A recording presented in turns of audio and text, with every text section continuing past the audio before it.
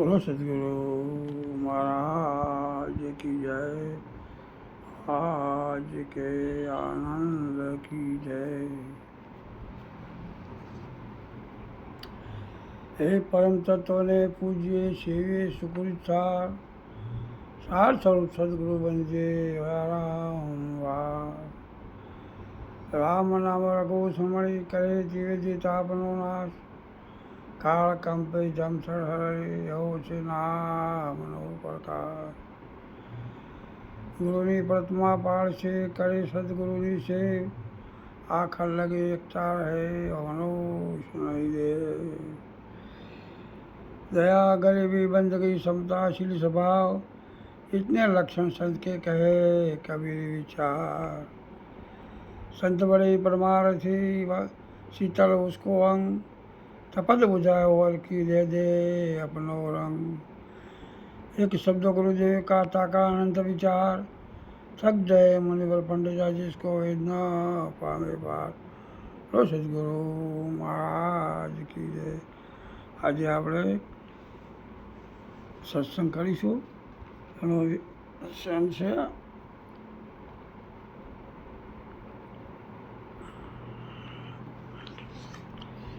શીર્ષક છે સત્યસાંગ. બ્રહ્મ સત્ય અને જગત મિથ્યા. બ્રહ્મ એટલે કે પરમાત્મા એ સત્ય છે, આ જગત નાશવંત છે.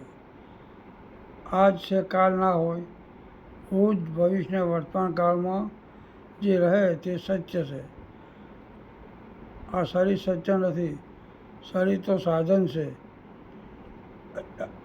સાધન છે. આત્માને રહેવાનું ઘર છે. આ શરીરમાં આત્મા સદા નિવાસ કરે છે તે સત્ય છે. આત્મા જન્મતો નથી ને મરતો પણ નથી. આત્માને આગળ બાળી શકતી નથી, વાયુ સૂકવી શકતો નથી, વરસાદ ભીંજવી શકતો નથી. એવો આત્મા અજર અમર અને અવિનાશી છે અને સત્યચિત આનંદ સ્વરૂપ છે અને પરમ જ્યોતિ સ્વરૂપ છે. પરમ બ્રહ્મ એ પરમાત્માનું પ્રતીક છે જેનો કંઈ આદિ કે અંત નથી.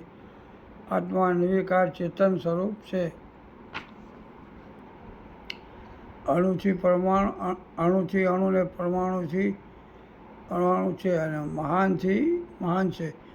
જેવી રીતે સૂર્ય સમસ્ત બ્રહ્માંડને પ્રકાશિત કરે છે તેવી રીતે આત્મા આ શરીરને પ્રકાશમાન કરે છે. આત્માની સત્તાથી આંખો દેખી શકે છે, નાક નાક સુગંધીનો અહેસાસ કરી શકે છે, મુખેથી ગાજેલાનું પાચન થાય છે, મન વિચારોની યાત્રા કરે છે. જેમ નાના દીપકની જ્યોતિ આખા રૂમને પ્રકાશ ભરી દે છે એમ જ આત્મા આ શરીરને પ્રકાશમાન કરે છે. આ આત્મા જ પરમાત્મા છે. એટલા માટે સંતોએ કહ્યું છે કે ઈશ્વર જીવ અવિનાશી, ચેતન અમલ, સહજ સુખ અવિનાશી. શું કહે છે? ઈશ્વર અંશ જીવ અવિનાશી, ચેતન અમલ, સહજ સુખ અવિનાશી. આત્મા પરમાત્માનો અંશ છે એ સહજ સુખરૂપ છે. આત્મા અવિનાશી છે, પરમાત્માના તેજથી ઉત્પન્ન થયો છે. જે આત્માને ઓળખ્યા વિના લખ 84 નહીં મટે. એ મીરાબાઈ કહે છે, હે જીવાત્મા તું ક્યાં સુધી ભણામાં રહીશ અને ક્યાં આ શરીરને મારું મારું કરતો રહીશ? ક્યાં સુધી તું માયામાં અંધ બની જગતમાં મોહ જાળમાં ફસાયેલો રહીશ? તેને કઈ વાતનો નશો ચડી ગયો છે? આ શરીર તો કેવું છે? નાશવંત છે. તેને આ દેહનું કેટલું કેટલું અભિમાન છે. તો અભિમાનના નશામાં શરીરને સત્ય માની બેઠો છે, જે તારી સૌથી મોટી ભ્રમણા છે. પરંતુ આ શરીર સત્ય નથી, પણ આ શરીરમાં જે રહે છે તે આત્મા સત્ય છે. તું આત્માને ઓળખ. તું કોણ છે? ક્યાંથી આવ્યો છે? તું એનો વિચાર કર. તું આ લોકનો વાસી નથી. તું તારા અસલી સ્વરૂપને ઓળખ. તું રૂપમાં ફસાયો છે.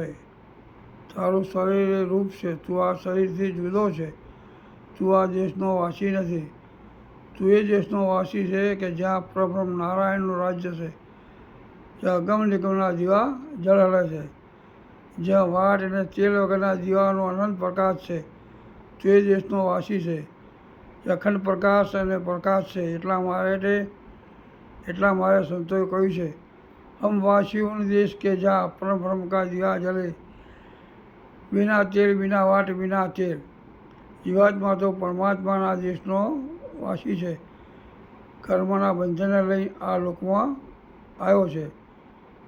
બાકી તેનું અસલ ઠેકાણું તો પરમાત્માનું ધામ છે. એટલે સંતો કહે છે, ये संसार तेरा घर नहीं है, दो दिन रहना यहाँ, करना याद अपने वतन को, स्वराज निष्कटंक है. જ્યાં આ સંસાર તારું ઘર નથી, અહીં તો તારા કર્મોનો હિસાબ ચૂકતે કરવા માટે જીવાત્મા આવ્યો છે. આ સંસાર તારું અસલી ઠેકાણું નથી. તારું અસલી ઠેકાણું તો અખંડ પરમાત્માના ધામમાં છે. તું તેને યાદ કરજે.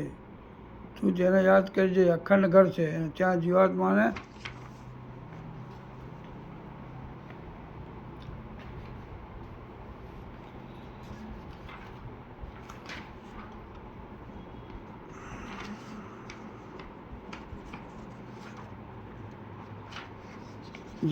સદા રહેવાનું છે. તેને આ સમજણની જરૂર છે. એટલા માટે સંતો વારે વારે ચેતવે છે ને સમજણ વસ્તુ સાચી રહે, બાકીનું બધું બકવાનું છે. અખંડ ઘર તો કેવું છે? નિહારું છે.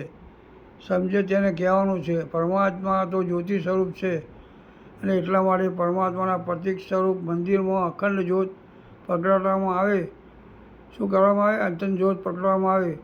એટલા માટે ગુરુજી આગળ શિષ્ય પ્રાર્થના કરે છે, જ્યોત સે જ્યોત જગાઓ સદગુરુ, જ્યોત સે જ્યોત જગાઓ.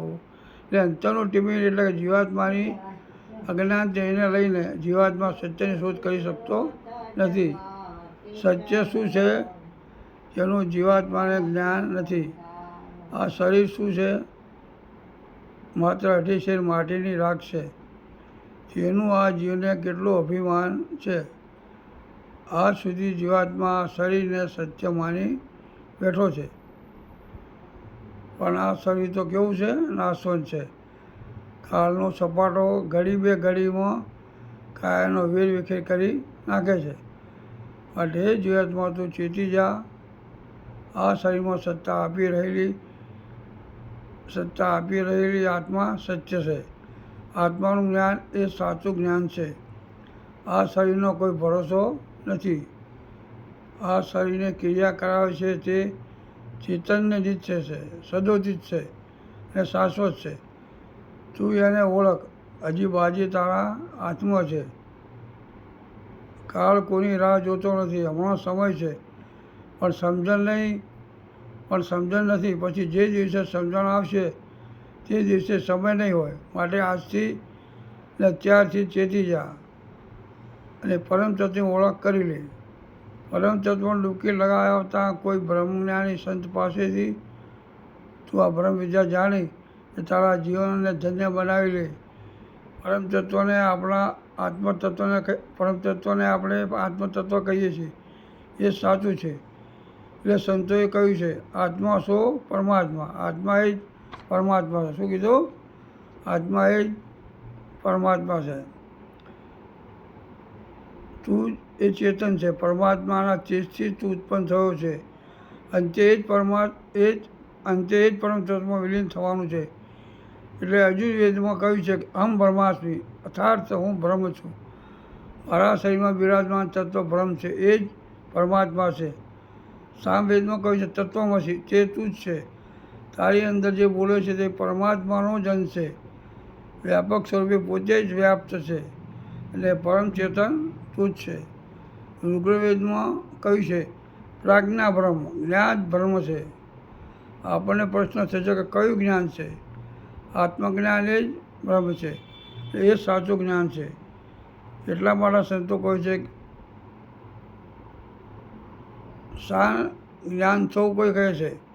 એટલે કે જ્ઞાન તો સૌ કહે છે, પણ આત્મજ્ઞાન તું જાણ. કહે પ્રીતમ પારસમણી બાકી સભી પાષાણ. શું કહે પ્રીતમ સાહેબ?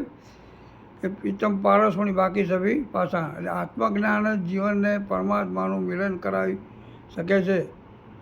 બાકી તમે ગમે તેટલા જ્ઞાની હોય, એન્જિનિયર હોય, ડૉક્ટર હોય, વૈજ્ઞાનિક હોય, પણ અંત સમયે બધું જ્ઞાન છૂટી જાય છે.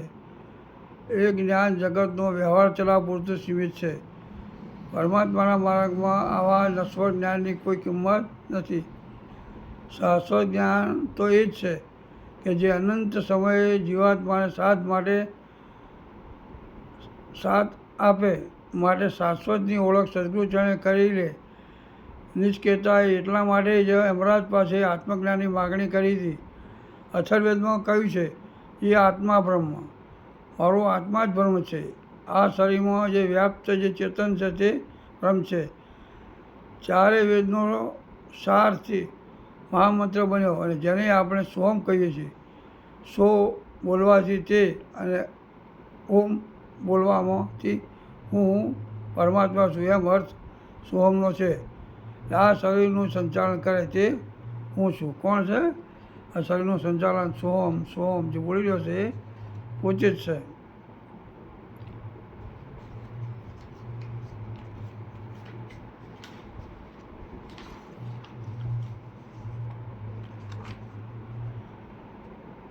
જે પરમ ચેતન છે, પરમાત્મા છે, એને સોહમ કહે છે. હું કહે તો ઓમકાર, હું છું. અકાર, મકાર, ઉકાર, નાદ અને બિંદુથી બનેલો ઓમકાર હું છું. ઓમકાર એ પ્રભુ પરમપિતા પરમાત્મા છે. હું તે છું એનું ચિંતન જ્યારે જીવાત્મા કરે છે ત્યારે જીવાત્મા પરમ તત્વમાં શાંત થઈ જાય છે. જેવી રીતે ઈયળ ભમરીનું ચિંતન કરતાં કરતાં ઈયળમાંથી ભમરી બની જાય છે, તેમ જીવાત્મા સદા આત્માનું ચિંતન કરતાં કરતાં નિર્વિકાર ચેતનમાં ભળી જાય છે. આ નશ્વર જગતથી આ જીવાત્માનો સંબંધ ધીરે ધીરે છૂટતો જાય છે. તેને સંસાર કેવો લાગે છે? અસાર લાગે છે. જીવાત્મા પરમ તત્વને તરફ પ્રયાણ કરે છે અને અંતે આ શરીર છોડી પરમ તત્વ એટલે કે પરમાત્મામાં વિલીન થાય છે. આત્માની જ્યોતિ પરમાત્માની જ્યોતિમાં ભળી જાય છે એ સદા માટે મુક્ત તરફ પ્રયાણ કરે છે એ પરમધામમાં નિવાસ કરે છે. આત્મભક્તિ એ સર્વોપરી ભક્તિ છે. એમાં કોઈ ધર્મ કે સંપ્રદાયની વાત નથી. ધર્મ અને સંપ્રદાયથી પણ એક પગથિયું ઉપરનું આ જ્ઞાન કોઈ અનુભવી સંત જ બતાવી શકે છે. સંતો કહે છે,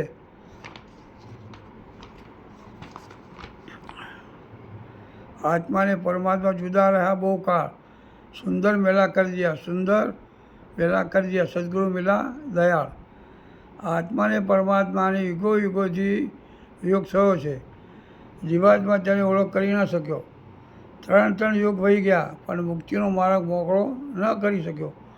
એટલે ભવસાગરની ભૂલડીમાં ગોથા ખાતા આજે કળિયુગના હારે આવીને ઊભો છે.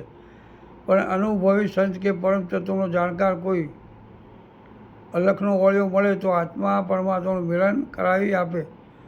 અને જો જાગી જાય તો ઓમ સે સોહમ ભયા, સોહમ સે ઓમકાર, ઓમકાર સે રર્રા ભયા. જ્ઞાની કરો વિચાર. પરમાત્માથી જ આત્માની ઉત્પત્તિ થઈ છે ને આત્મા આખરી પરમાત્મામાં ભળી જાય છે. આ સર્વ સૃષ્ટિનું નિર્માણ પરમાત્માએ જ કર્યું છે. દરેક દેહની અંદર ચૈતન્ય છે એ તેજ પરમાત્માનું તેજ છે. જીવાત્માએ નજર બદલવાની જરૂર છે. નજર બદલાવશો તો નજારો આપોઆપ બદલાઈ જશે. એટલે કે દ્રષ્ટિ બદલવાની જરૂર છે. જેવી રીતે નાવ પોતાનું મુખ ફેરી પ્રયાણ કરે તો કિનારો બદલાઈ જાય છે. દરેક જીવમાં પરમ તત્વના દર્શન કરશો તો સમસ્ત બ્રહ્માંડમાં પરમ ચેતનનું દર્શન થશે. આ બ્રહ્માંડ ચેતનથી ખીચોખીચ ભરેલું છે. તેની પતેથી થશે સમસ્ત બ્રહ્માંડમાં આત્મા તત્વનું દર્શન થાય છે. પરમાત્મા કણ કણમાં વ્યાપ્ત છે. તો ધીરે ધીરે પરમ તત્વમાં સરકતો જઈશ તેમ તારા નયન ને રેણ બદલાઈ જશે. તારી દ્રષ્ટિ બ્રહ્માકાર થતી જશે. સમસ્ત બ્રહ્માંડમાં પરમ તત્વની ઝાંખી થશે. જે તું છે એ જ હું છું એવો ભાવ પ્રગટ થશે. દ્રષ્ટિ ધીરે ધીરે આત્મામાં સ્થિર થઈ જશે. અને દ્રષ્ટિ આત્મામાં સ્થિર કરતાં શીખી લે પછી તો આનંદ અને આનંદ એટલા માટે સંતો કહે છે આનંદ જ પરમાનંદમાં લઈ જાય છે એટલે પરમાનંદ પરમાત્માના ચરણ કમળમાં મળે છે.